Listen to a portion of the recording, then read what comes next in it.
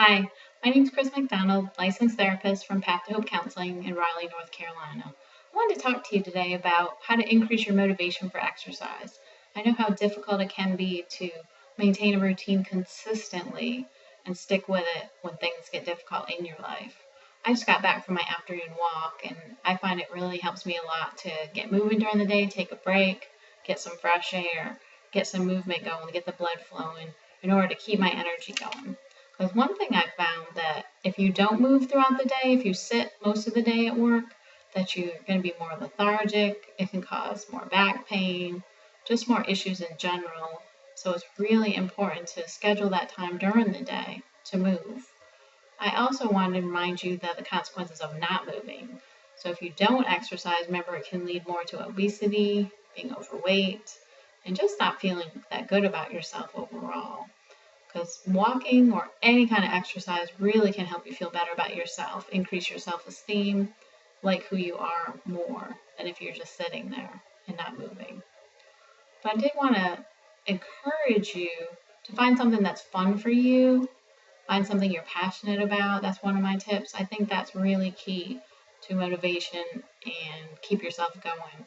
Because if you just do something that you feel that you have to do, like go for a run, or join a class, but you're not a class person and you hate running, guess what? You're not going to stick with it.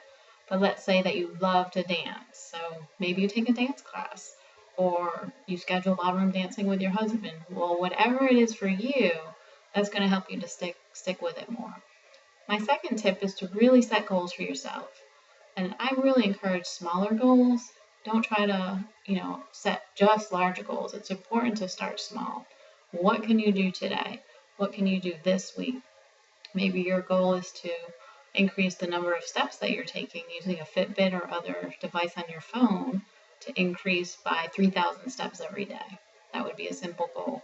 Or maybe you haven't exercised in a while, so your goal is to join a gym and start at 20 minutes one day a week. Great. Increase it to 2 days a week and gradually increase your time at the gym. Whether you start with cardio or weights, whatever it is, just start with something just to get yourself going. That's really important.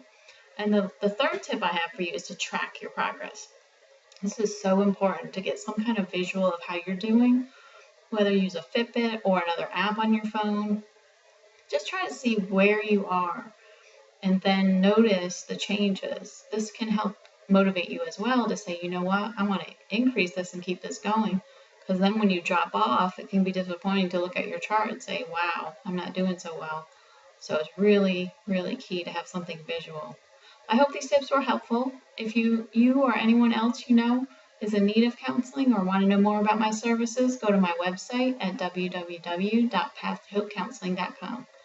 Thanks and have a great day. Best of luck to you and keep you motivated.